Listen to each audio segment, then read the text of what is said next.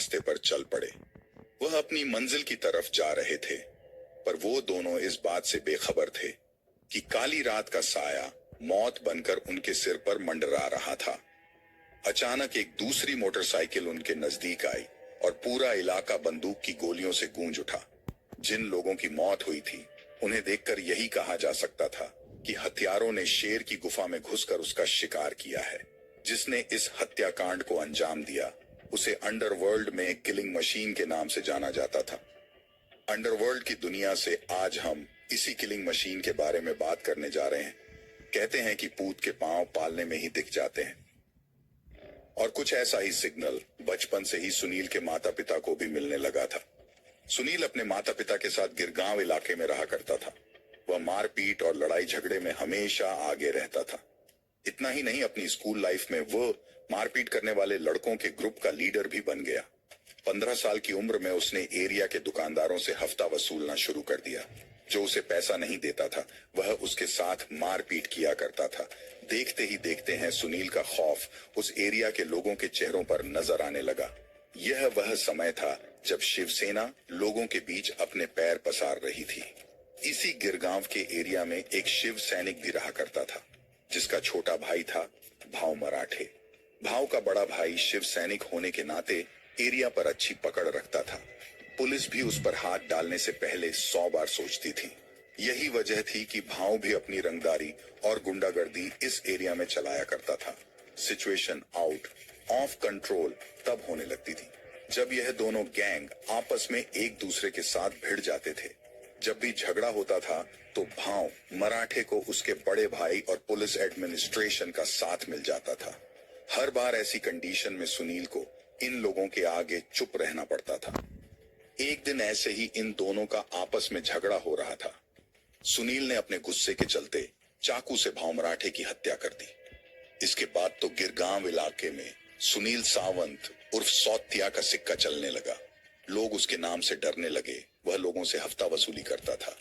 इधर मुंबई के भाई खला इलाके में रामा नायक का सिक्का चलता था। ये पूरा एरिया रामा नायक के इशारों पर चलता था। वह यहाँ पर हफ्ता वसूली और दूसरे कारोबार किया करता था। अपराध की दुनिया में सुनील रामा नायक को अपना आइडल मानता था। रामा नायक के पास काफी बड़ा गैंग था। दूसरी तरफ सुनील के पास छोटा सा गैंग था। सुनील जानता था कि अगर अंडरवर्ल्ड में सरवाइव करना है तो अपना नेटवर्क बड़ा रखना जरूरी है। इसीलिए उसने रामा नायक के साथ मिलकर काम करना शुरू किया। इस समय तक दाऊद इब्राहिम मुंबई छोड़कर जा चुका था, लेकिन वह मुंबई में अपने बिजनेस को अपने हाथ से जाने नहीं देना चाहता था। उसे किसी ऐसे व्यक्ति की तलाश थी जो यहाँ रहकर उसके बिजनेस को संभाल सके, उसके तमाम अवैध धंधों को संभाल सके और उसके इशारे पर किसी का भी गेम बजा सके। जिस तरीके से सुनील ने भाव मराठे का गेम बजाया, उसकी वजह से दाऊद इब्राहिम की नजर सुनील सावंत पर पड़ चुकी थी। वह चाहता था कि किसी तरह यह लड़का मेरी टीम में आ जाए। भाव मराठे की जगह खाली होने के बाद अब सुनील सावंत वहां पर स्मगलिंग करने वाले और अवैध धंधे करने वाले लोगों से भी हफ्ता वसूल करने लगा। ऐसे ही एक स्मगलर सत्यवान परब ने जब सौत्या को हफ्ता देने से मना कर दिया, इसके बाद सौत्या ने सत्यवान परब को भी मौत के घाट उतार दिया।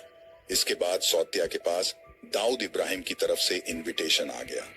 दाऊद चाहता था कि सौत्या डी कंपनी को ज्वाइन कर ले, लेकिन सुनील को अपने मराठी डॉन रामा नायक पर ज्यादा भरोसा था। वैसे भी वह किसी मुस्लिम डॉन के अंडर में काम नहीं करना चाहता था। आगे चलकर सौत्या को मुंबई पुलिस ने अरेस्ट कर लिया। उसे पूरा यकीन था कि रामा नायक उसे बचाने के लिए जरूर आएगा, लेकिन कोई भी उसकी जमानत लेने के लिए आगे नहीं आया। फाइनली जब यह बात दाऊद इब्राहिम को पता चली तो दाऊद इब्राहिम ने सौत्या की जमानत करा ली और उसे छुड़ा लिया। सत्य को छुड़ाने के लिए डी कंपनी से शरद शेट्टी को भेजा गया था, जिसने 1 घंटे में ही उसे पुलिस कस्टडी से बाहर निकाल लिया। शरद शेट्टी ने उसे बताया कि तुम्हारी जमानत दाऊद भाई ने कराई है।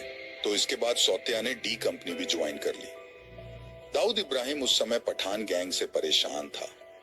आपको बता दें कि एक समय मुंबई में करीम लाला के पठान गैंग का अच्छा खासा दबदबा था।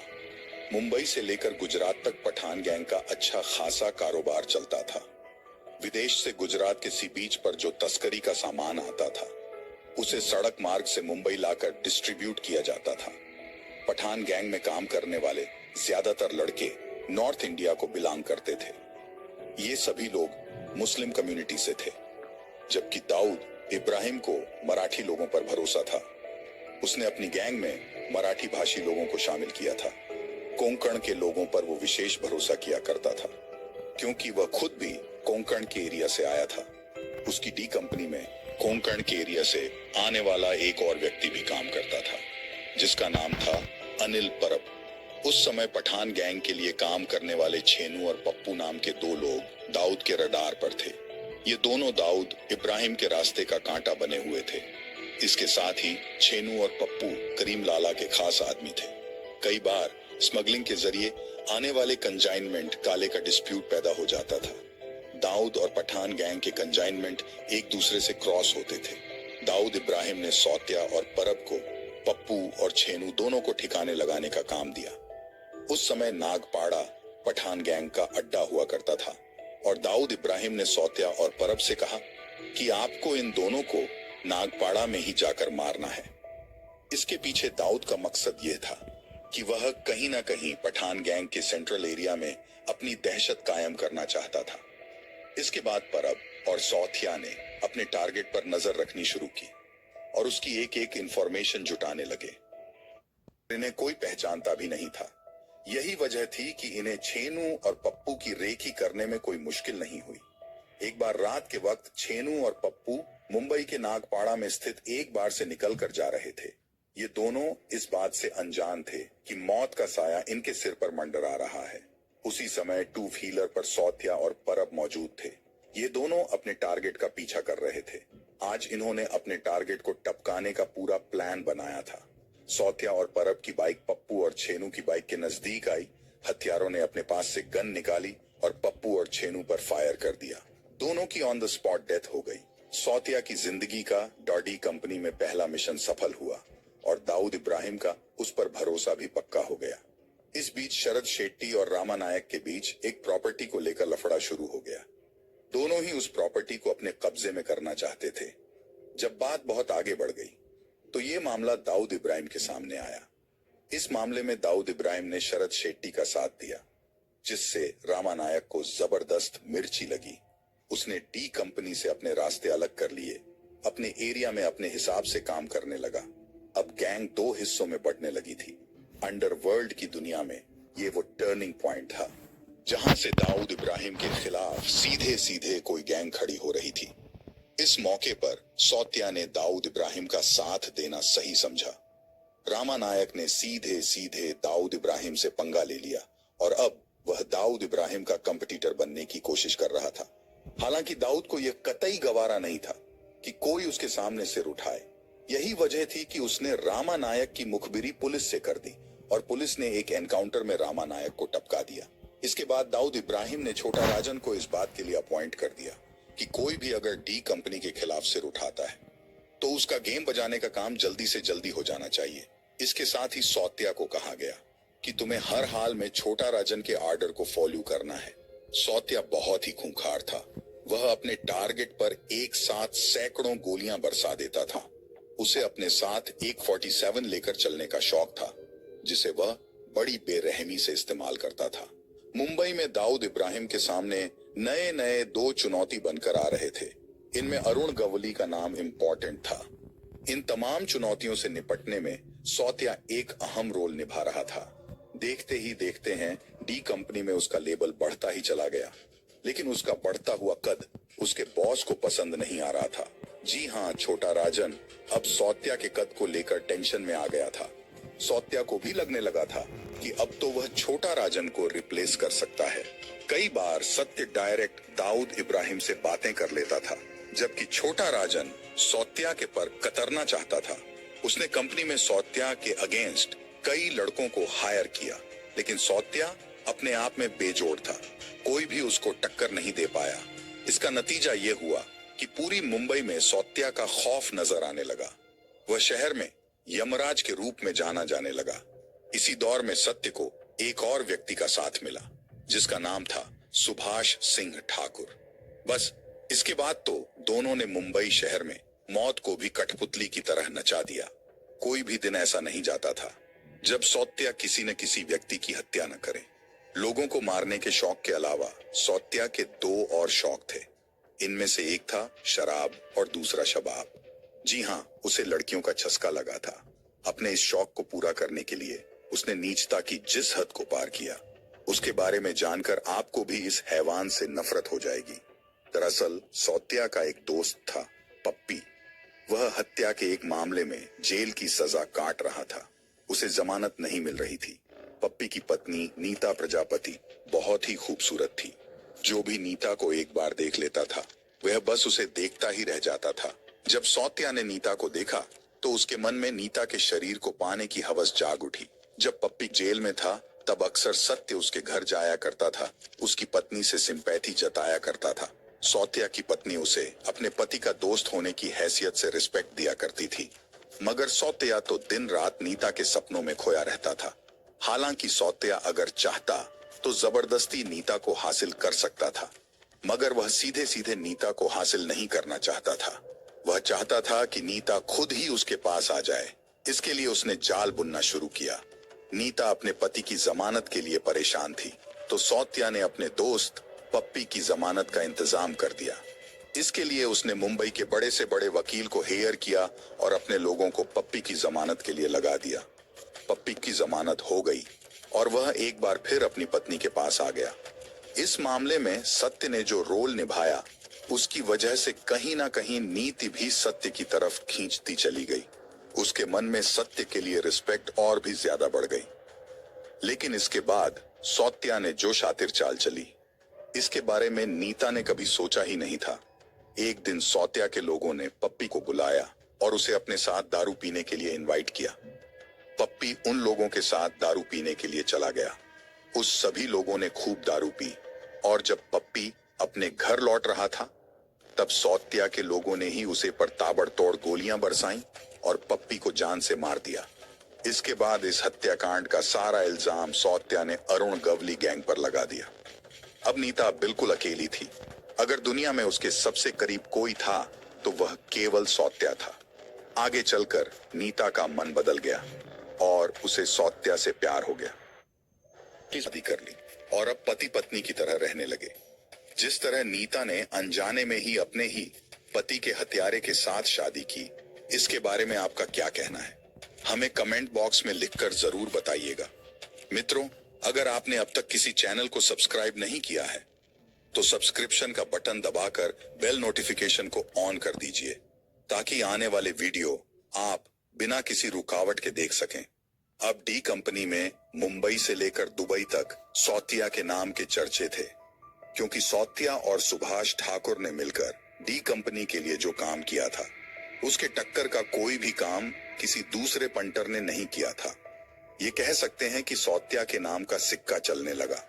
अब मुंबई में रहकर डी कंपनी के लिए काम करने वाले लोग सीधे सौत्या से ऑर्डर लेने लगे। इस बात से सबसे ज्यादा छोटा राजन को मिर्ची लगी थी, क्योंकि डी कंपनी में अब तक उसके रुतबे और ऑर्डर को चुनौती देने वाला कोई दूसरा नहीं था। सौत्या अब उसका कंपीटीटर बन चुका था। दोनों के बीच अंदर ही अंदर तलवार खींच गई थी, लेकिन इन तलवारों के टकराने की खनकानी अभी बाकी थी। इधर मुंबई में थापा नाम का एक व्यक्ति मटके का कारोबार करता था। वो अच्छा पैसा कमा रहा था। छोटा राजन की उस पर नजर थी। उसने थापा को अपना हिस्सा देने के लिए कॉल किया, लेकिन थापा ने छोटा राजन के कॉल को इग्नोर कर दिया, क्योंकि वह सौत्या के करीब था और उसे लगता था कि सौत्या उसे बचा लेगा। लेकिन एक दिन छोटा राजन के ऑर्डर पर उसके लोगों ने थापा को ठोक दिया। थापा की हत्या से सौत्या को बड़ा झटका लगा। अब उसके मन में छोटा राजन को लेकर बदले की आग जलने लगी। दूसरी तरफ दाऊद इब्राहिम को भी थापा की हत्या का फैसला पसंद नहीं आया। उसने अपनी तरफ से छोटा राजन को साइड लाइन करना शुरू कर दिया। दूसरी तरफ सौत्या के आदमियों ने छोटा राजन के उन तीनों हथियारों को मौत के घाट उतार दिया, जिन्होंने थापा की हत्या की थी। हनीफ दाऊद इब्राहिम का एक करीबी दोस्त था। हनीफ ने एक दिन सौत्या को अपने घर खाने पर बुलाया। जब दोनों हनीफ के घर बैठकर खाना खा रहे थे, उसी समय हनीफ की बहन रजिया उन दोनों को खाना परसने के लिए बाहर आई। सौत्या ने जब हनीफ की बहन रजिया को देखा तो वह देखता ही रह गया। उसके भीतर की हवस से एक बार फिर जाग उठी। वह हर कीमत पर रजिया के खूबसूरत जिस्म को हासिल करने के सपने देखने लगा। मगर यह काम इतना सीधा नहीं था। सौतिया ने हनीफ से कहा कि वह उसकी बहन रजिया से शादी करना चाहता है। इस बात पर हनीफ ने यह शर्त रखी कि अगर वह रजिया से शादी करना चाहता है तो सबसे पहले उसे इस्लाम कबूल करना होगा। सौत्या दिल से कट्टर हिंदू था और उसे अपने हिंदू होने पर गर्व भी था, लेकिन यहाँ पर उसकी मन बदलने लगा। वह हर कीमत पर रजिया को हासिल करना चाहता था, इसलिए उसने इस्लाम कबूल करने वाली शर्त को एक्सेप्ट कर लिया। रजिया से शादी करके सौतिया अब सुलेमान बन चुका था, लेकिन इसका नेगेटिव असर उसकी पहली बीवी पर पड़ने लगा। नीता को लगा कि सौतिया ने उसे इस्तेमाल किया और छोड़ दिया। इसके बाद वह भी बदले की आग में जलने लगी। उसने सीधे सीधे मुंबई पुलिस को फोन किया और सौतिया के बारे में जितने भी इंफॉर्मेशन उसके पास थी वह तमाम इंफॉर्मेशन उसने मुंबई पुलिस को दे दी। अब मुंबई पुलिस अपने तमाम टॉप ऑफिसर्स की टीम के साथ सौतिया को ढूंढने लगी। फाइनली सौतिया को मुंबई छोड़ना पड़ा और वह दुबई शिफ्ट हो गया। दुबई में सौतिया की मुलाकात छोटा शकील से हुई।